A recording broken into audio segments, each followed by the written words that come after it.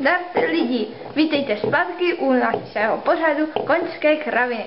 Hlásí se vám váš moderátor Jared ze stáje. Jak se jmenujeme?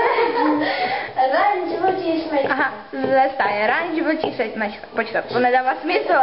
Stáje Ráň, to je něco úplně... No, pojďme se už podívat dál na naše oblíbené koňské. Cože jsme to za pořad? Koňské kraviny. Joha, koňské kraviny, pojďte. Sakra, tohle jsem asi zvoral. Tak jo, jsem zpátky, pojďme se tam podívat na nějakou tu kravinu. Co to je? Já se bojím, zaměřte to kamerou, zaměřte to kamerou. Zaměřte to, dělejte. Co to je?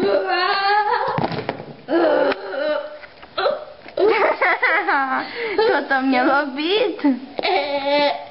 To bylo mé přistrojení zadu, já měl se zvidět, jak se tvářil.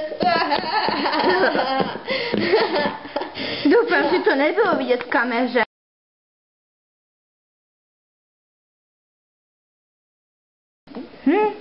No, to je, pojďme dál. Hej, dívej se na mé nové trenýrky, jsou od značky Adidas a jsou super pružné. A zaměřte to. Úžasné zapínání mají vzadu. Jsou prostě bomba. No jasně. Nemám v nich velký zadek. Jo, máš tam velký zadek jak prase.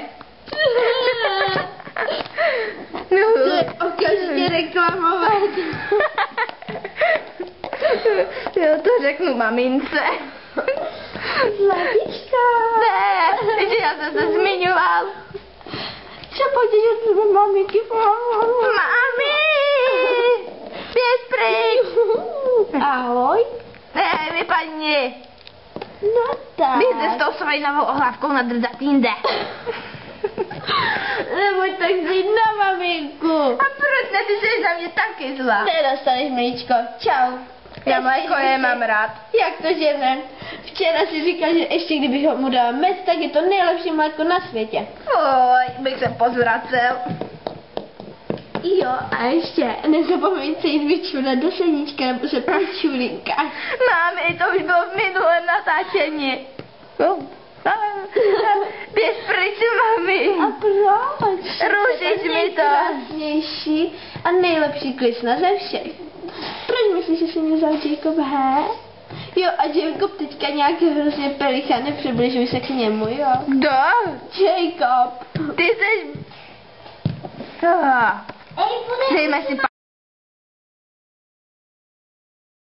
Omluvte mě za moji mamku, jo?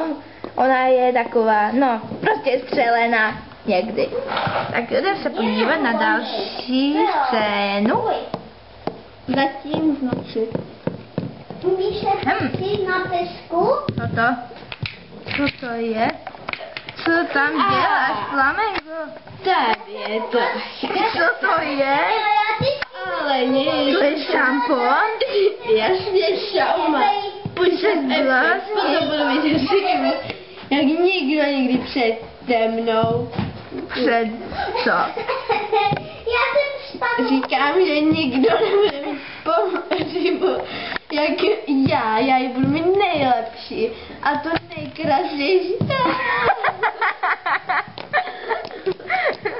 Někdo ti ukradl šampon. Neukradl, pojď sem. Tak, zkusím si to dát teďka na hlavu. No. Šlohla jsem to Elišce v neděli, jo? Takže už bylo nejspíš prošlý, tak se nedivte. V neděli už je středa, jak dlouho to hledá?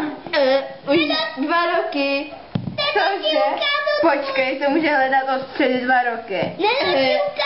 Ukradl si to před 2 lety, ne? Hej, Flamenko, neviděl jsi můj šampon?